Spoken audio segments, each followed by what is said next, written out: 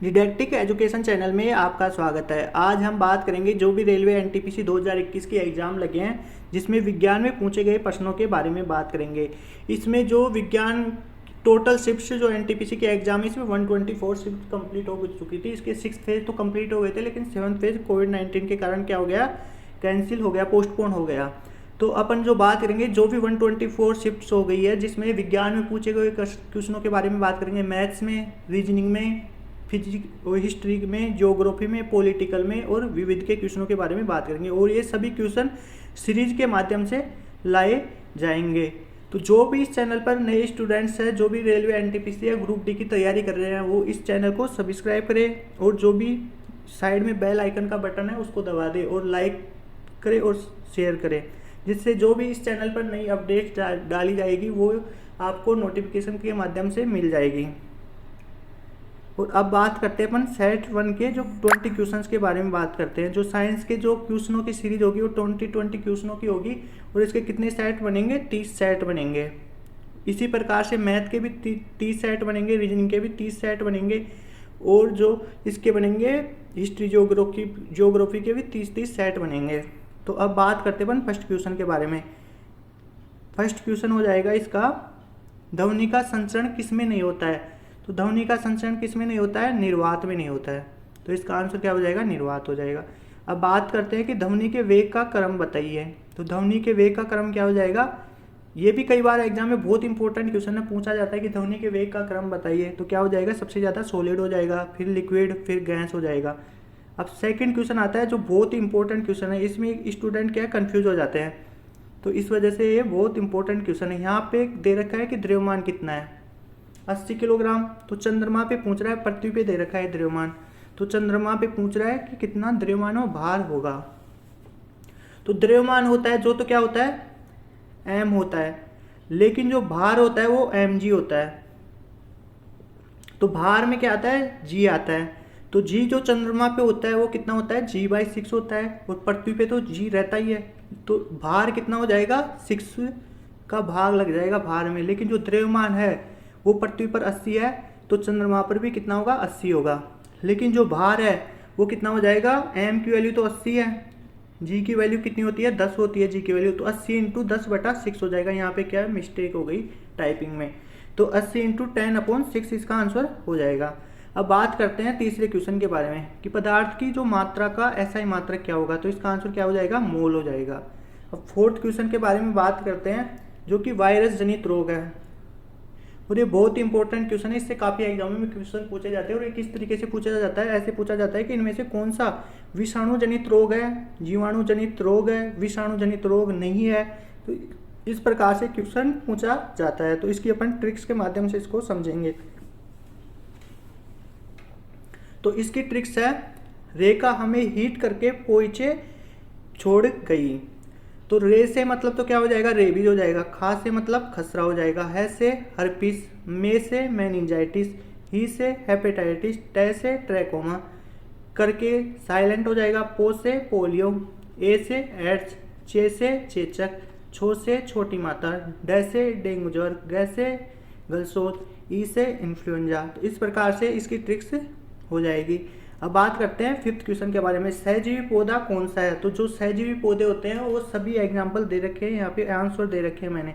और जितने भी जो सहजीवी पौधे होते हैं, कई बार क्या है किसी कोई सा भी ऑप्शन दे देता है, यहाँ पे लाइक कहीं दे देगा, लाइकेन है, यहाँ पे चना है, सेम दे देगा, राइजोबियम दे देगा।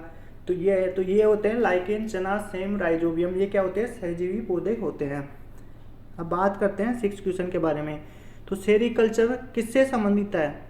तो इसका आंसर हो जाएगा रेशम कीट पालन, ये तो सभी को आता है, इजी क्वेश्चन है।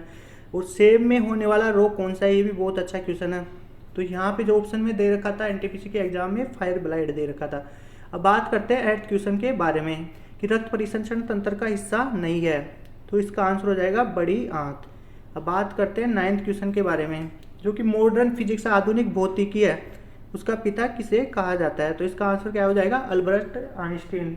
जो रक्त परिसंचरण तंत्र होते हैं इसके हिस्से कौन कौन से होते हैं, धमनी होता है, सीरा होता है, ये ऑप्शन में दे रखा था, लेकिन यहाँ पे बड़ी आंत है, वो रक्त परिसंचरण तंत्र का हिस्सा नहीं होगा।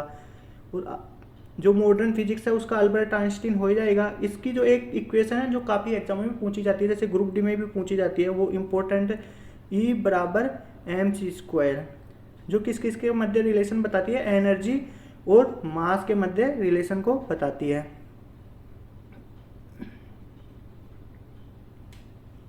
अब बात करते हैं फादर ऑफ टैक्सोनॉमी। टैक्सोनॉमी का मतलब क्या होता है, जो वर्गीकरण। तो वर्गीकरण के पिता कौन है, कैरोलस लिनियस है।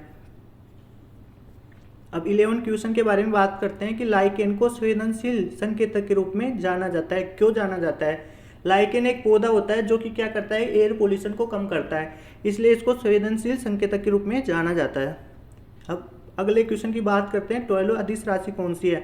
तो अदिश राशि ऑप्शन में दे रखा था वॉल्यूम, जो कि अदिश राशि हो जाएगा। सदिश राशियाँ कितनी होती है, अदिश राशियाँ, सदिश राशियाँ। अदिश राशियाँ तो वो होती है जिनमें दिशा नहीं होती लेकिन परिणाम होता है, और सदिश राशियों में दिशा भी होती है और परिणाम भी होता है।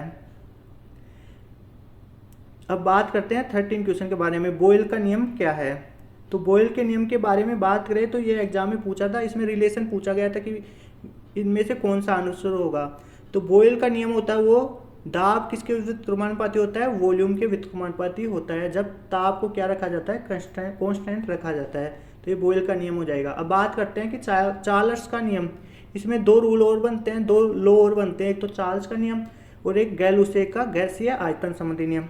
जो चार्ल्स का नियम हो जाएगा वो क्या हो जाएगा, V समानुपाती T हो जाएगा, और जो गैल-लुसे का आयतन गैसीय आयतन संबंधी नियम हो जाएगा वो क्या हो जाएगा, P समानुपाती T। जो यहाँ पे क्या है, वॉल्यूम किसके समानुपाती है, टेम्परेचर के समानुपाती। जब किसको कांस्टेंट रखा जाएगा, प्रेशर को, और जब प्रेशर किसके समानुपाती होगा, टेम्परेचर के, तो यहाँ पे किसको कांस्टेंट रखा जाएगा, वॉल्यूम को।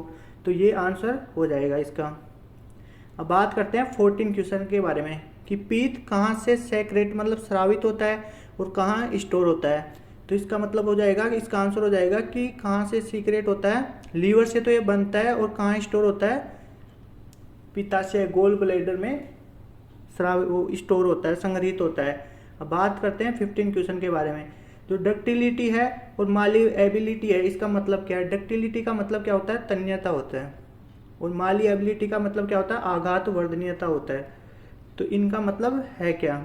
तो यहाँ पे अपन बात करें, डक्टिलिटी होती है कि कोई भी जो धातु है, मान लो धातु का पदार्थ है, अगर उसको अपन खींचेंगे तो उसकी आकृति अगर बदल जाएगी ना, आकृति आकार उसका बदल जाएगा, तो उसको अपन कहते हैं डक्टिलिटी। इसको तो खींचने पे और इसको पीटने पे, कोई भी जो धातु का पदार्थ होता है उसको पीटेंगे तो पीटने पे क्या हो जाएगा, आकार चेंज हो जाएगा, तो उसे क्या कहेंगे, मालिएबिलिटी कहेंगे। अब 16 क्वेश्चन के बारे में बात करते हैं कि pH range of human body. तो पीएच रेंज ऑफ जो ह्यूमन बॉडी की जो पीएच रेंज है वो इसमें रहती है 7.35 से 7.45 के बीच में रहती है। अब 17 क्वेश्चन के बारे में बात करेंगे कि फूल गोभी किस प्रकार का पुष्प है। तो इसका आंसर आएगा उभयलिंगी। तो एक तो होता है इसमें बाइसेक्सुअल और एक मोनोसेक्सुअल होता है, जिसका आंसर क्या हो जाएगा, उभयलिंगी हो जाएगा। अब बात करते हैं वेरी वेरी इंपॉर्टेंट क्वेश्चन है, बहुत ही इंपॉर्टेंट क्वेश्चन है, न्यूटन्स लॉ। तो न्यूटन की जो गति के कितने नियम थे, 3 नियम थे। जो पहला नियम था फर्स्ट लॉ, जड़त्व के नियम पर आधारित था। जड़त्व का नियम क्या कहता है कि कोई वस्तु स्थिर रहना चाहती है तो स्थिर रहेगी, और गतिशील रहना चाहती है तो गतिशील रहेगी। और दूसरा नियम क्या कहता है, स्वयं का नियम। और तीसरा होता है क्रिया प्रतिक्रिया का नियम। क्रिया प्रतिक्रिया का नियम क्या कहता है, क्रिया के विपरीत प्रतिक्रिया, मतलब एक तरीके से देखा जाए क्रिया के प्रति विपरीत प्रतिक्रिया। जैसे मान लो कोई व्यक्ति नाव से कूदता है तो नाव क्या होती है, पीछे चली जाती है, और वो कूदता है तो इसको कहते हैं क्रिया से विपरीत प्रतिक्रिया। एग्जाम्पल हो गया ये। अब 19 क्वेश्चन के बारे में बात करते हैं कि फिजिक्स में 2 टाइम्स नोबेल प्राइज किसे मिला है। तो इसका आंसर हो जाएगा जोहन बार्डिन हो जाएगा। और एक क्वेश्चन आता है फैट टिश्यू कौन सा है, तो इसका आंसर हो जाएगा एडिपोज उत्तक हो जाएगा। तो ये आपके 20 क्वेश्चनों की सीरीज हो चुकी है, तो जो कि बहुत इंपॉर्टेंट सीरीज है ये। रेलवे ग्रुप डी के जो भी स्टूडेंट्स हैं उनके लिए काफ़ी फायदेमंद साबित होगी, और जो भी CBT 2 है एग्जाम्स उनके लिए भी काफ़ी सही साबित होगी। तो जो भी नए स्टूडेंट्स हैं इस सीरीज़ को पढ़ना चाहते हैं, हम मैथ्स की भी सीरीज लाएंगे जो कि बहुत ही इंपॉर्टेंट सीरीज होगी, फिजिक्स की भी सीरीज लाएंगे, रीजनिंग के भी बहुत अच्छे क्वेश्चनों की सीरीज लाएंगे, और हिस्ट्री की भी सीरीज लाएंगे, हिस्ट्री, जियोग्राफी, पॉलिटिकल और विविध के क्वेश्चनों की, और कंप्यूटर के क्वेश्चनों की भी। जो कंप्यूटर है फुल फॉर्म, जितने भी क्वेश्चन आए हुए हैं ना एनटीपीसी के, सारे जो भी एनटीपीसी के सारी सब्जेक्ट के क्वेश्चन है ना, इस चैनल पे करवा दिए जाएंगे आपको। तो जो भी इस चैनल पे नए हैं वो इस चैनल को सब्सक्राइब कर ले और शेयर करें, ताकि जो भी न्यूज़ आपको नोटिफिकेशन इस चैनल पे डाला जाएगा वो आपको तुरंत नोटिफिकेशन के माध्यम से मिल जाएगी। तो